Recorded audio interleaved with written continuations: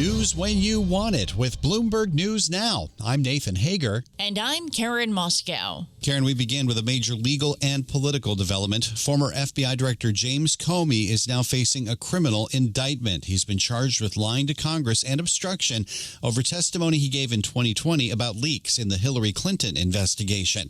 The grand jury indictment was announced by Lindsay Halligan, the federal prosecutor that President Trump handpicked this week after her predecessor resigned under pressure. President Trump was asked about the charges hours before they came out. They're going to make a determination. I'm not making that determination. I think I'd be allowed to get involved if I want, but I don't really choose to do so. I can only say that Comey's a bad person. He's a sick person. I think he's a sick guy, actually. President Trump fired Comey in 2017 while he was overseeing the investigation into Russian interference in the 2016 campaign. Comey responded to the charges in a message on Instagram. My heart is broken for the Department of Justice, but I have great confidence in the federal judicial system, and I'm innocent. So let's have a trial. Former FBI Director James Comey could face up to 5 years in prison if convicted. Since taking office, President Trump has often discussed going after political opponents and other perceived enemies. The president recently issued a directive to Attorney General Pam Bondi demanding urgent action against some of them, including Comey. Well, another major story that we're following this morning, Nathan, involves the ongoing trade war. President Trump has announced a fresh round of tariffs on pharmaceuticals, heavy trucks, and furniture. Bloomberg's John Tucker joins us with the very latest. John, good morning. And good morning, Karen. Trump's announcement includes a 100% tariff on patented drugs unless the producer is building a manufacturing plant in the U.S. He posted on social media they'll start October 1st. The announcement is short on details. We're not sure which producer is going to be impacted. It doesn't stop at pharmaceuticals. Imported heavy trucks, they'll be subject to a 25% duty.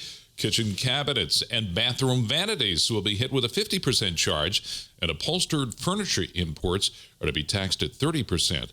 The move amounts to a rapid expansion of Trump's tariff regime, and it comes at a time when the president has flexed his executive powers like none of his modern predecessors. Most European drug makers slumped in early trading.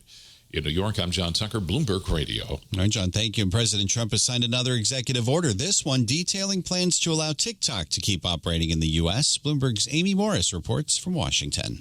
As part of this new framework, Oracle will audit TikTok's algorithm.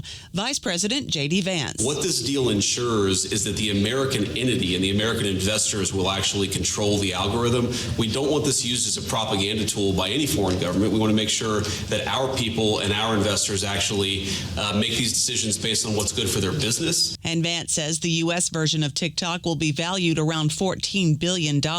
Oracle, Silver Lake, and the Abu Dhabi-based investment company MGX are in talks to invest in a U.S. version and receive board seats in the new venture. The U.S. will not get an equity stake in TikTok, but Trump says the U.S. government will make money in taxes from the deal. In Washington, Amy Morris, Bloomberg Radio. Amy, thank you. Some analysts say the $14 billion price tag values TikTok more like a stuffy old energy or food company than a leading global social media firm. Well, Nathan, we turn now to markets and the economy. And S&P futures, they're little change this morning following 3 straight days of losses on Wall Street. We will get another key reading on consumer spending and inflation before this morning's opening bell, and we get a preview with Bloomberg's Michael McKee.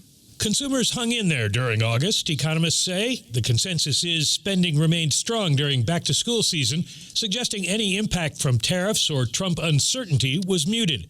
The August data comes a day after the government reported spending was stronger than expected in the second quarter.